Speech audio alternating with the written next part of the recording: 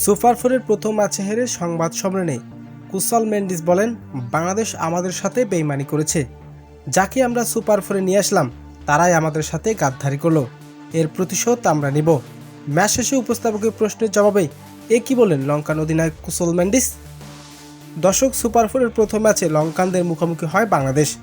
টসে জিতে আগে ব্যাটিং করার সিদ্ধান্ত নেন লঙ্কানরা। ব্যাটিং করতে নেমে শুরুটা দুর্দান্ত পায় লঙ্কান। তবে নির্ধারিত 20 ওভারে 7 উইকেট হারিয়ে 168 রানের লক্ষ্য দাঁড় করায় শ্রীলঙ্কা। তবে বাংলাদেশের হয়ে দিন দুর্দান্ত বোলিং করেছেন মুস্তাফিজুর রহমান। 4 ওভার বোলিং করে 20 রান দিয়ে 3টি গুরুত্বপূর্ণ উইকেট শিকার করেন কাটার মাস্টার। 168 রানের জবাবে ব্যাটিং করতে নামেন টাইগাররা। প্রথম ওভারেই প্রথম উইকেট হারায় বাংলাদেশ। 0 রান করে সাজ করে ফেরেন ওপেনার তানজিদ তামিম। এরপর দুর্দান্ত শুরু করেন সাইফ হাসান। লিটন দাস ক্রিজে এসে তেমন একটা সঙ্গ দিতে পারেনি সাইফ হাসানের। মাত্র 16 বলে 23 রান করে সাজ করে ফিরেন এই অধিনায়ক। এরপর সাইফ হাসানের সঙ্গ দেন তাওহিদ হৃদয়।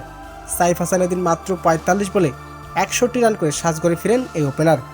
এরপর ব্যাট হাতে ক্রিজে একাই দুর্দান্তভাবে লড়াই করে যান তাওহিদ হৃদয়। নিজের ক্যারিয়ারের 50 তুলে এদিন সাজ করে ফিরেন তিনিও। এরপর শেষ ওভারে প্রয়োজন ছিল 6 বলে 5 রান, আর সেই ওভারেই শুরু হয় নাটকীয়। প্রথম বলে বাউন্ডারি হাঁকান জাকির আলী অনিক। দ্বিতীয় বলে ছক্কা মারতে গিয়ে বোল্ড আউট হয়ে সাজ করে ফিরেন তিনি। তখন দলের 4 বলে প্রয়োজন ছিল 1টি রান। তখন ক্রিজে আসেন শেখ মেহেদী। তিনিও ক্যাচ তুলে দিয়ে সাজ করে ফিরেন। এরপর চতুর্থ বলে ক্রিজে আসেন নাসুম আহমেদ। অফ সাইডে ঠেলে দিয়ে একটি সিঙ্গেল নিয়ে ম্যাচকে জয়ের বন্দরে নিয়ে যান।